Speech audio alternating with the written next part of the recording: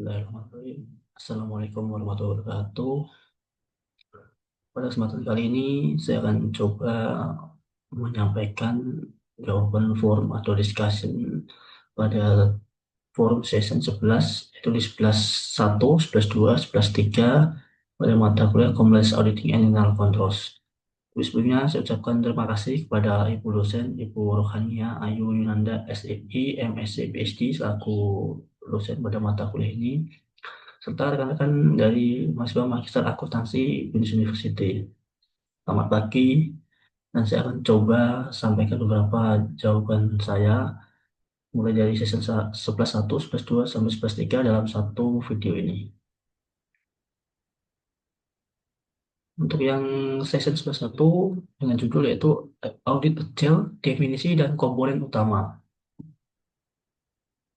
Audit Agile itu seperti apa sih Bapak Ibu? Dan yang pertama itu audit Agile merupakan pendekatan audit internal yang mengadopsi prinsip-prinsip dan nilai-nilai Agile dari dunia pengembangan perangkat lunak, Bapak Ibu, untuk meningkatkan kecepatan, kolaborasi, dan responsivitas terhadap perubahan.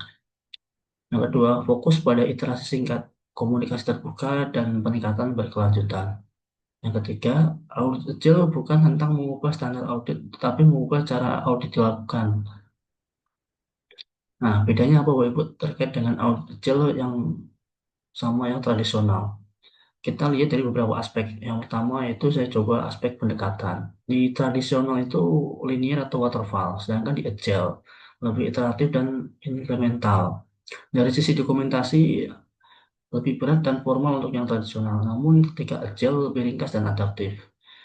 Dari sudut waktu panjang dan tetap untuk yang tradisional, namun yang agile itu lebih pendek, sprint dan fleksibel.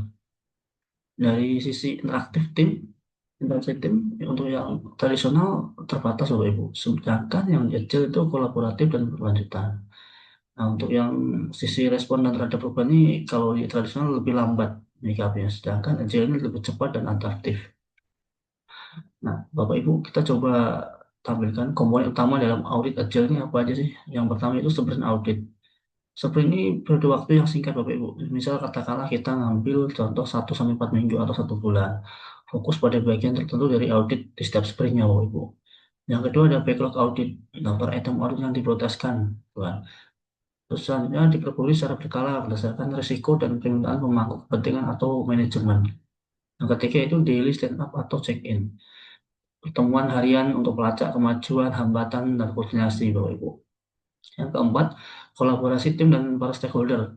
Keterlibatan aktif dari manajemen dan tim audit sejak awal hingga akhir dalam proses audit agile ini. Yang kelima, review dan retrospektif, yaitu refleksi setelah setiap sprint atau setiap tahapan tadi untuk mengevaluasi proses dan meningkatkan efektivitas. Jika mungkin ada hambatan atau progresnya apa atau mengerjakan apa itu. Yang keenam itu visualisasi progres. Contohnya bisa memakai Kanban board gitu kan. Dan di sini bisa transparansi status pekerjaan audit secara real time, kemajuannya seperti apa gitu kan. Manfaat dari audit agile sendiri Bapak Ibu, yang pertama itu responsif terhadap perubahan risiko.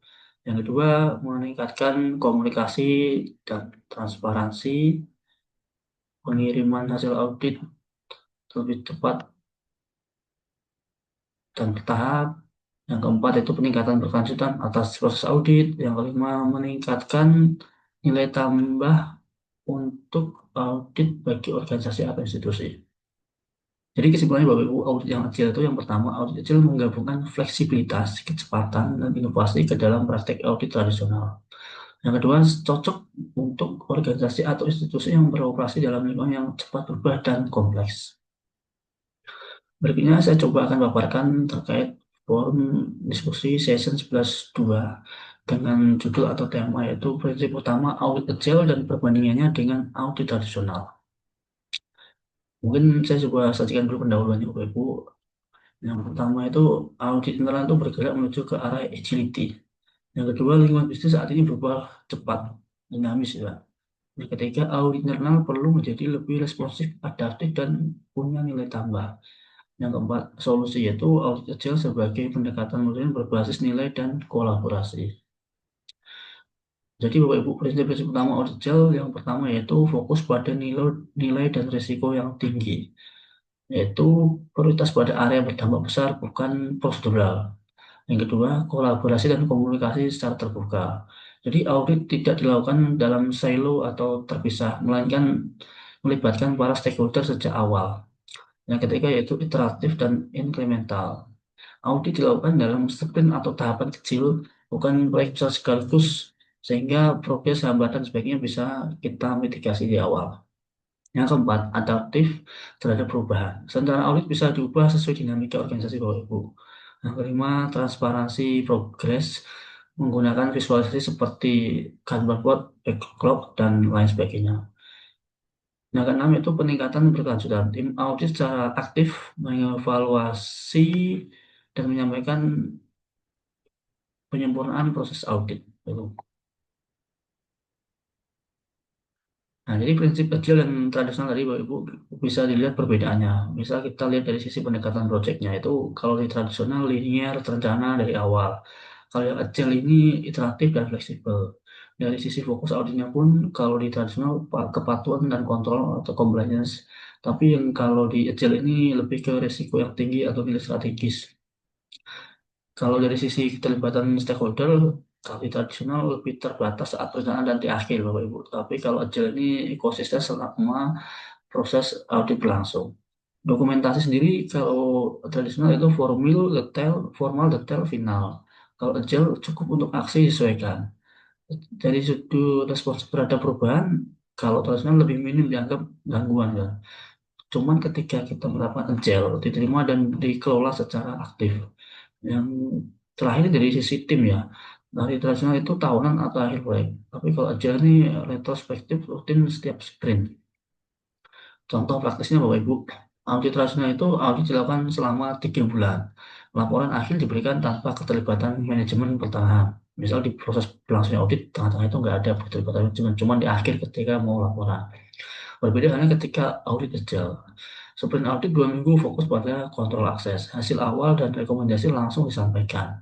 Perubahan sistem segera dilakukan oleh tim IT.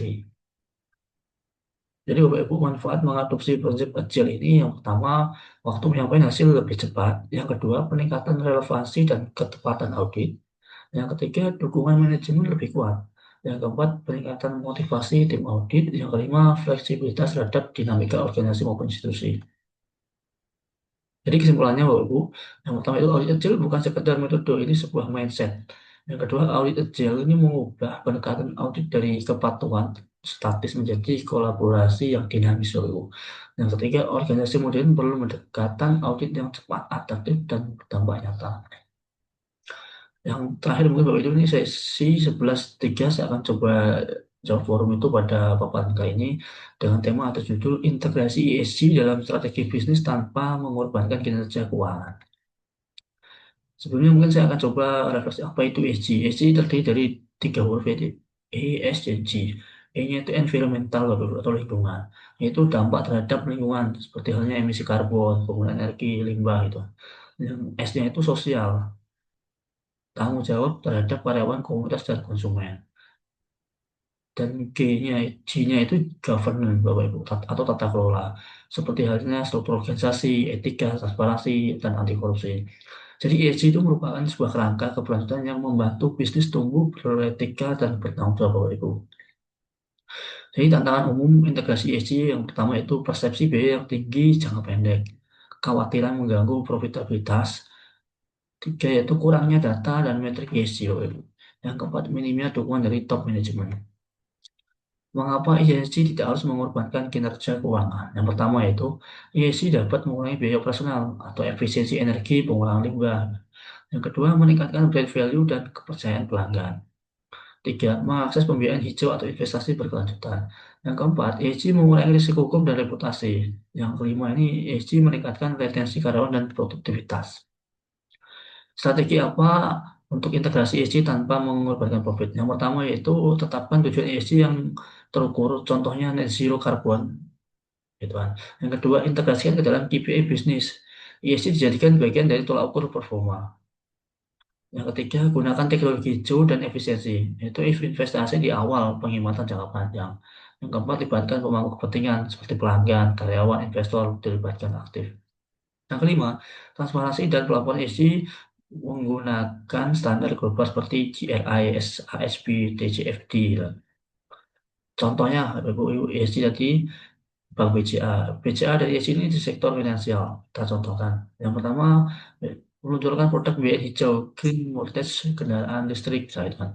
Yang kedua, meningkatkan literasi keuangan masyarakat. Yang ketiga, menjalankan tata kelola yang sangat ketat, zero tolerance terhadap fraud. Laba tetap tumbuh stabil di tengah penguatan ESG. Jadi kesimpulannya Bapak Ibu, integrasi ESG sama dengan strategi jangka panjang yang cerdas. Pertama, ESG bukan beban tapi investasi strategis. Yang kedua, dapat mendukung profitabilitas jangka panjang. Yang ketiga, meningkatkan daya saing dan keberlangsungan perusahaan. Jadi, Bapak Ibu, demikian yang bisa sampaikan untuk menjawab forum discussion 11.1 sampai 11.3. Kurang lebihnya saya mohon maaf, semoga bermanfaat buat semuanya. Terima kasih. Selamat pagi.